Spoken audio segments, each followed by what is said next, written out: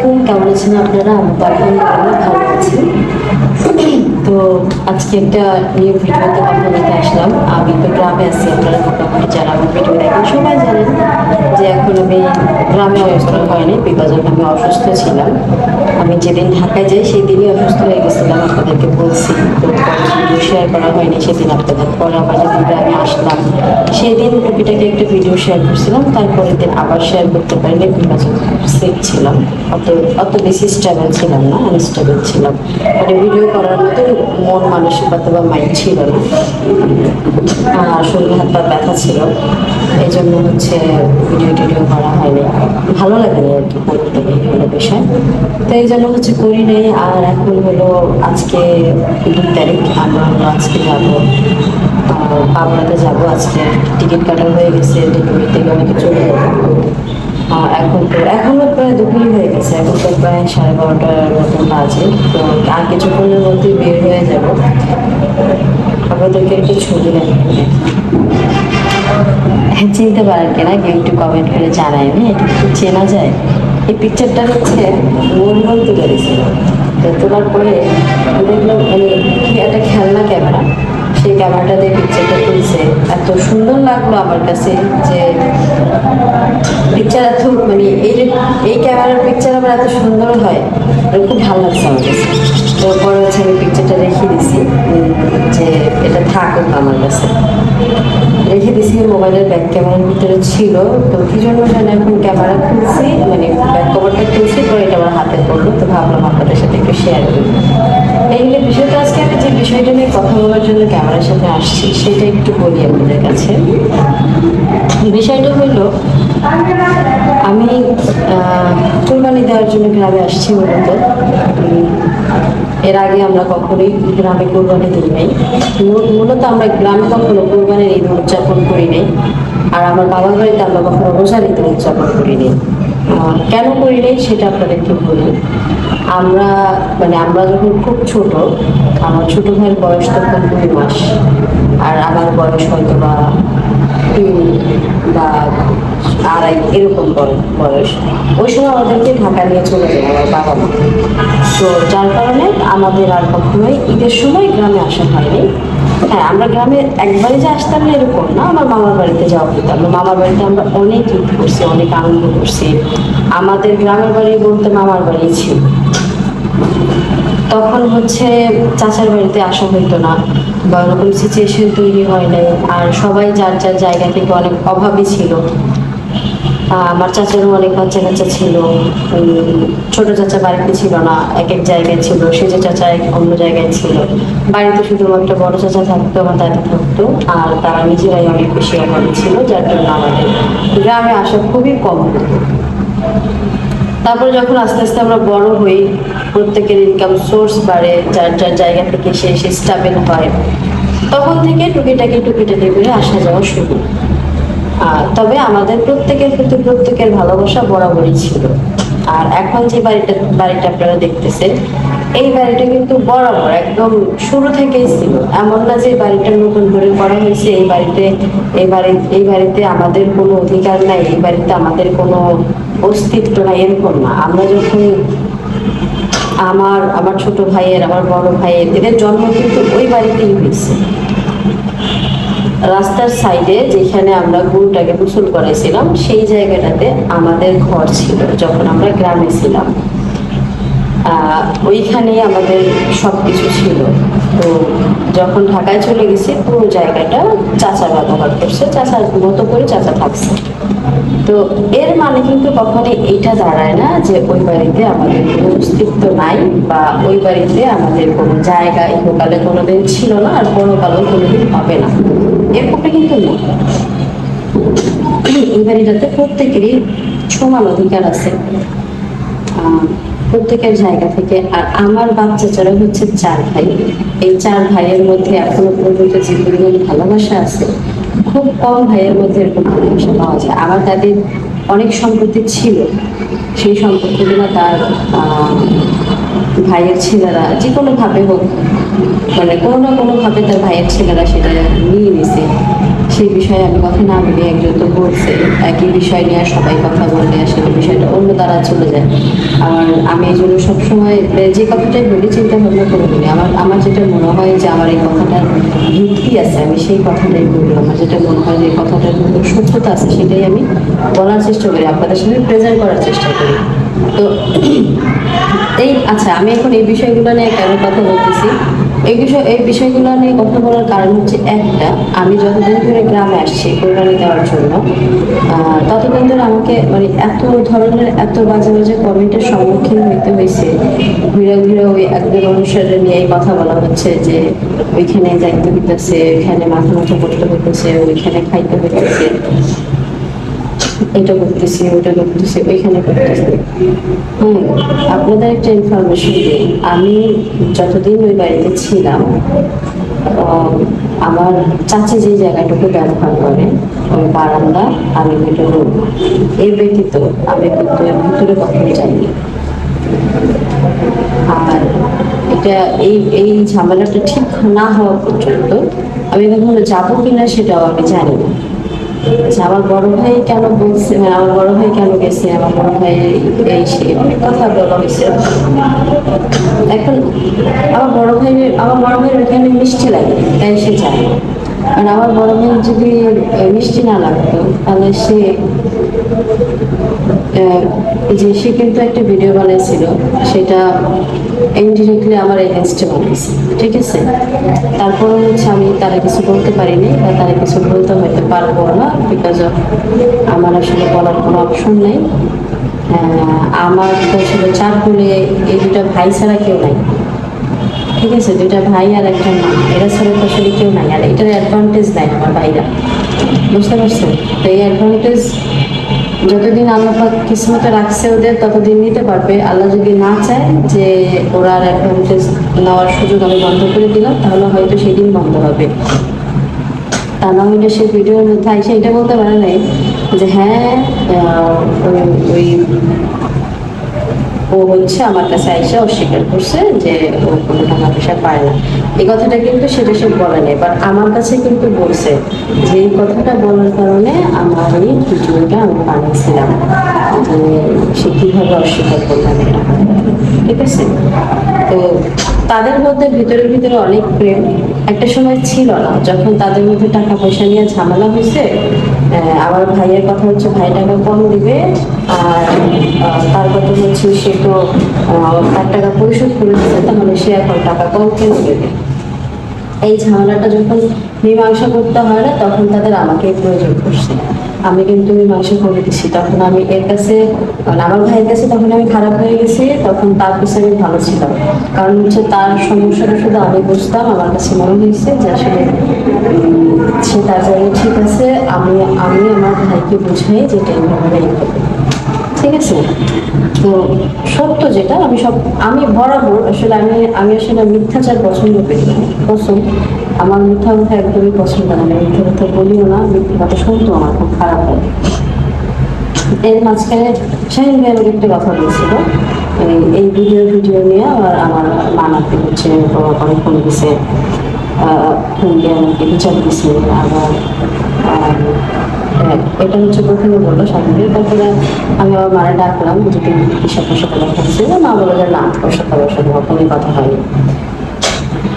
তারপরে আমি বলবো স্বামী ভাইয়ের মাথার কথা বলা আমি বলো না পেশা না ইয়া নাম জানি মেমের সাথে কথা হচ্ছে। আমি বললাম মেমের সাথে কথা হচ্ছে, মারা জিজ্ঞেস করলাম, বলো মা বলো যে না মেমের সাথে কথা বলি। তখন আমি সাথে সাথে বলছি আসলে কারোর এখন ভালো লাগতেছে না, চুলকাইতেছে।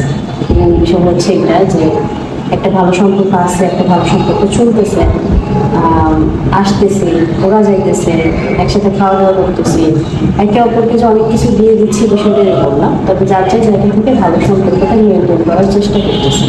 আর আজকের এই ভালো সম্পর্কটা কিন্তু আসলে এমনি এমনি হয়নি, এটার পিছনে অনেক এফোর্ট দিতে হয়েছে, ধৈর্যের পরীক্ষা নিতে হয়েছে, ভালোবাসার পরীক্ষা দিতে হয়েছে, সেটা আমার মার হোক, আমার হোক, সবার হোক, মেয়ের হোক, সবারই দিতে হয়েছে। এই পরীক্ষাগুলো সম্মুখীন হইয়া তারপরে যে আজকে একটা ভালো সম্পর্কে আমরা এসে দাঁড়াইছি। তো এইটা হচ্ছে অনেকেরই ভালো লাগতেছে না, যার জন্য হচ্ছে সবাই চাচ্ছে এটার মধ্যে একটা কোনো না কোনো ঝামেলার সৃষ্টি করে। কারণ আমি দেখেন আমার সাথে যখন ওই তার সাথে ঝামেলা হয়, সে কি করলো, মানে ধম করে এই বাড়ির মানুষকে মেয়েকে টানা শুরু করলো, যে অমুক এটা বলছিল, মেয়েটা বলছিল তুই এই কাম করে ফেলাইছিলি। তাহলে এই কথাগুলো বইলা যেটা হয় যে সে মনে করাই দিচ্ছে যে তোরা আগে কত শত্রু ছিলি একে অপরের, এখন তোরা হাজার বন্ধুত্ব প্রকাশ করলো কিন্তু তাতে কিছু আসে যায় না, সে এটা বোঝাতে চাচ্ছে। আচ্ছা, এখন আমার যেটা কথা সেটা হচ্ছে সম্পর্ক এমন একটা জিনিস, সম্পর্কটাকে আপনি যত বেশি মেনটেন করবেন সম্পর্কটা ভালো থাকবে। যখন সম্পর্কের মধ্যে ছেড়ে দিবেন তখন এই সম্পর্কটা অটোমেটিক্যালি নষ্ট হয়ে যাবে। ঠিক আছে, সুতরাং প্রত্যেকটা যে কোনো সম্পর্ক, সেটা হোক বাবা মায়ের সম্পর্ক, হোক ছেলে সন্তানের সম্পর্ক, হোক স্বামী স্ত্রীর সম্পর্ক বাঁচায় রাখার জন্য সম্পর্কের মধ্যে অনেক বেশি এফোর্ট দিতে হবে। ঠিক আছে, তাই এফোর্টটা দেওয়া প্রত্যেকটা মানুষের জানতে হয়। সম্পর্কের পিছনে অনেক বেশি স্ট্রাগল করতে হয়, এটা এই ধৈর্যটা আসলে সবার নাই, সবাই এই ধৈর্যটা করতে পারে না। তো আমি আমার কাছে সবসময় দোয়া চাই আল্লাহ যেন আমার আসলে এই ধৈর্যটা দেয়। আমি এখনো আমার ভিতরে অনেক ধৈর্য আছে, আর ভবিষ্যতে যেন আরো বেশি ধৈর্য থাকে, আরো বেশি ধৈর্য যেন দেয়, যাতে আমি সম্পর্কগুলো মেনটেন করতে পারি। কারণ যারা এই পৃথিবীতে নিজের রক্তের সম্পর্ক মেনটেন করতে পারে না, তারা আসলে দুনিয়ার অন্য কোনো সম্পর্কে কিভাবে মেনটেন করবে। কারণ আমার আর আছে কে বলেন, আমার দুটা ভাই ছাড়া, মা ছাড়া, বাচ্চা ছাড়া তার কেউ নাই, তাই না? তাহলে এই মানুষগুলোর কষ্ট দেয়, এই মানুষগুলোর থেকে দূরে যায়, আমি আসলে কতটুকু ভালো থাকতে পারি, তাই না? তো সবকিছু মিলাই আমি চেষ্টা করি যার যার জায়গা থেকে ভালো থাকতে। আর আপনারা যারা আমাকে কমেন্টগুলো করছেন যে তোদের জায়গা কই, তোদের সেটা দেখেন, ওইটা আমার পিতৃভূমি, আমার বাবার বাড়ি, ওটা আমার চাচাদের বাড়ি, সবার মিলাই একত্রিত একটা বাড়ি। আর এই বাড়িতে কিন্তু জায়গা কম না, অনেক জায়গা, পিছনেও আরো অনেক জায়গা আছে, সামনে তো জায়গা দেখছি। তো আমরা ঘর তুলে যাই, তার মানে যে কখনোই ঘর তুলতে পারবো না এরকমটা না। কিন্তু হ্যাঁ, আল্লাহ যদি চায়, আমরা যদি আসি, কেউ যে আমাদের তারাই কিন্তু বিষয়টা এরকম, আমরা একটা স্পেসিফিক সময়ের অপেক্ষাতে আছি, যে সময়টাতে এখানে আইসা দাঁড়াইলে কারো কোনো কিছু বলার থাকবে না। যেহেতু এই জমিটা নিয়ে একটা ঝামেলা চলতেছে, একটা দ্বন্দ্ব চলতেছে, সেই দ্বন্দ্বটা যখন সুরাহা হবে তখন হলো আমরা চাইছি যে আমরা আসবো, এখানে বাড়ি করবো। নিজের পিতৃভূমিতে কার না ভালো লাগে বলে? এমন কোন মানুষ আছে যার নিজের পিতৃভূমিতে থাকতে ভালো লাগে? হ্যাঁ, পিতৃভূমি প্রত্যেকটা মানুষের কাছে অনেক বেশি প্রিয়। হ্যাঁ, যখন ছোট ছিলাম তখন মামার বাড়ি অনেক প্রিয় ছিল, কিন্তু যখন নাকি বুঝতে শিখছি রক্ত কারে বলে, সম্পর্ক কারে বলে, ফ্যামিলি কারে বলে, তখন থেকে নিজের পিতৃভূমির প্রতি, চাচাতো ভাই বোনদের প্রতি, চাচাদের প্রতি, ফুপুদের প্রতি যে ভালোবাসাটা সৃষ্টি হয়েছে বা তৈরি হয়েছে, ওই ভালোবাসা এখন আর কোনো কিছুর বিনিময়ে ইচ্ছে করে না, আসলে ভালোবাসাটা নষ্ট হয়ে যায়। এটা হলো বিষয়।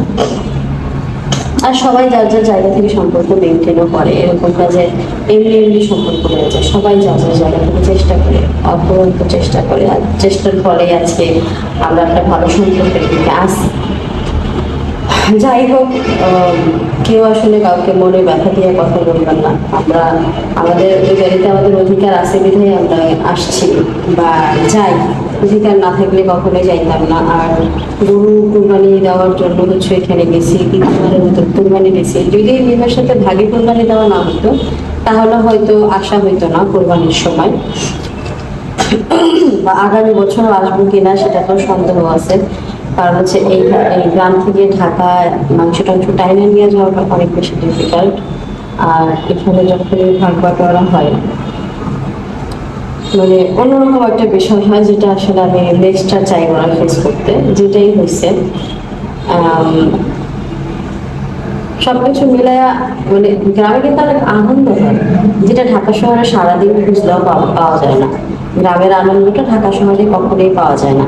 তো তারপরেও মানে দিন শেষে আমাদের গ্রামেই ভালো লাগে। সব শেষে না মানে গ্রামের ভিতরে একটা আলাদা প্রাণ খুঁজে পাওয়া যায়, যেটা ঢাকা শহরে নাই। তো ঘুরে ফিরে মন গ্রামের দিকেই আসে।